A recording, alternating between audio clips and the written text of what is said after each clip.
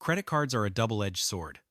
On one hand, they provide convenience. You can buy what you need without cash, make purchases in installments, and even earn rewards like cash back or travel points. It seems like a perfect tool, right? But here's the catch. The moment you start using credit cards without fully understanding the real cost, you're stepping into a financial trap. Swiping your card to make a purchase is so easy, especially with all the promotions and tempting offers out there. But what many don't realize is that each swipe takes you one step closer to accumulating debt. And not just any debt, it's high-interest debt that can get out of control quicker than you think. The average interest rate on credit cards in the U.S. is over 16%. Some cards even charge rates of 25% or more.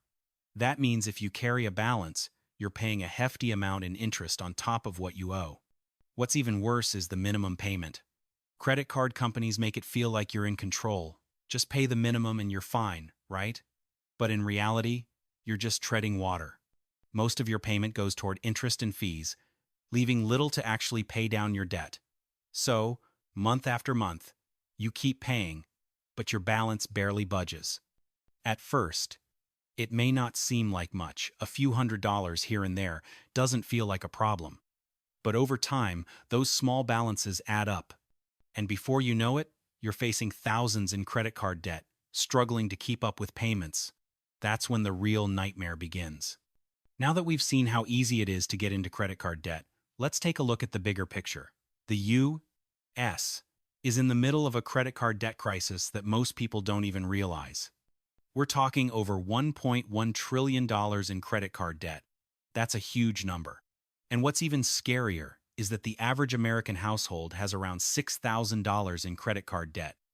And this number keeps growing every year. So, why is this happening? Well, it all starts with how credit cards are marketed. Credit card companies make it feel like a reward offering shiny perks, sign-up bonuses, and the illusion of financial freedom. Spend now, pay later, they say. But they don't tell you that if you don't pay it off quickly, it'll cost you big time in the long run. This massive debt load isn't just about people living beyond their means. Many people rely on credit cards to cover everyday expenses. According to recent studies, nearly 40% of Americans use credit cards to pay for essentials like groceries, gas, and even rent. That's not the kind of debt that's easy to pay off. It's the kind of debt that builds up slowly, becoming harder and harder to manage. And here's the real kicker. Many people are paying for today's purchases with money they don't have, and they don't realize how much they'll owe later. With interest rates ranging from 15% to 25%, the debt keeps growing. It's a snowball effect. The more you owe, the more you pay in interest, and the harder it becomes to get out of debt. You might think you're immune to this problem, but the truth is, credit card debt can sneak up on anyone. Whether it's an unexpected medical bill, car repair, or just living paycheck to paycheck, it's too easy to use credit cards to make ends meet. And before you know it, you're buried in debt, struggling to make even the minimum payments. And that's when it hits you. The credit card companies aren't helping you get out of debt. They're just keeping you stuck in it. But here's where it gets even more alarming. This isn't just an individual problem, it's a crisis that affects millions. So why is the credit card debt crisis even more dangerous than we realize? It's because the damage isn't just financial. It spreads to other parts of our lives. First, let's talk about your credit score. High credit card debt can seriously damage it. This might sound like just a number, but it's tied to real-world consequences. A low credit score means higher interest rates on loans, making it even harder to get ahead. The more you owe on your cards, the lower your score will be, creating a cycle that's tough to break. Beyond just finances, the emotional toll is massive.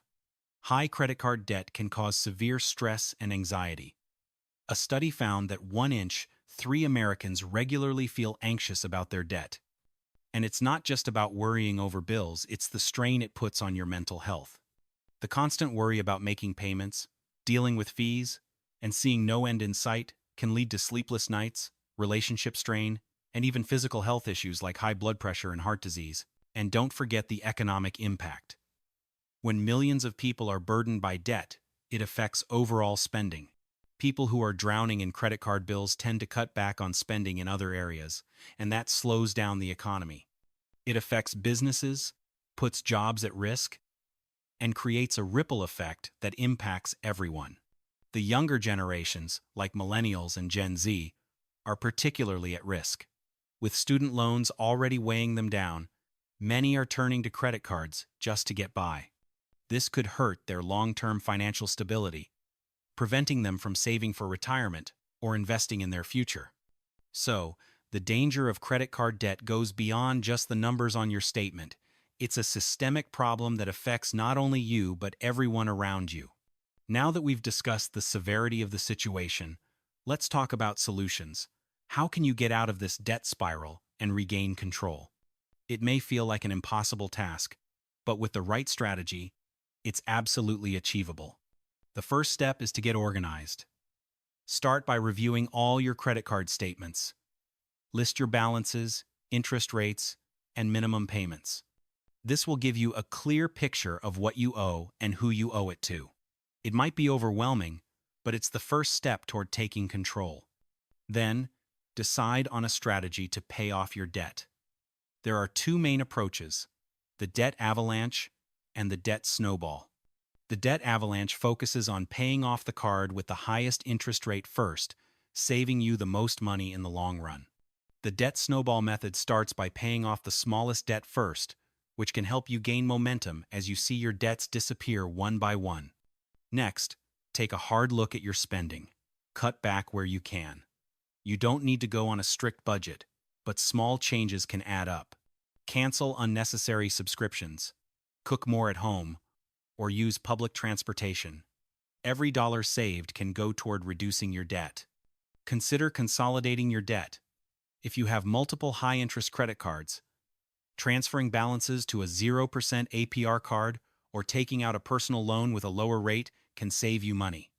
Just be cautious of fees and don't add more debt after transferring balances.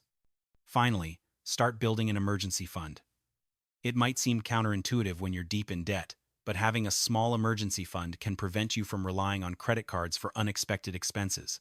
Start with $500 to $1,000 and build it up from there. The key is persistence. It won't happen overnight, but with a clear plan and consistent effort, you can break free from the debt trap and rebuild your financial future. Credit card debt can happen to anyone, and it starts small. But left unchecked, it can quickly grow into a massive burden. The longer you wait to deal with it, the harder it becomes to escape. Ignoring the problem won't make it go away, it'll only make it worse. The good news? It's never too late to take control. Whether you're dealing with a little bit of debt or a mountain of it, there's always a way out. Start by acknowledging the problem, taking responsibility, and making a plan. And if you need help, don't hesitate to reach out to a financial advisor or credit counselor. The longer you wait, the harder it will be to get back on track. But if you start today, you can take control of your finances and build a stronger, more secure future. Don't wait until it's too late. Take that first step toward financial freedom now.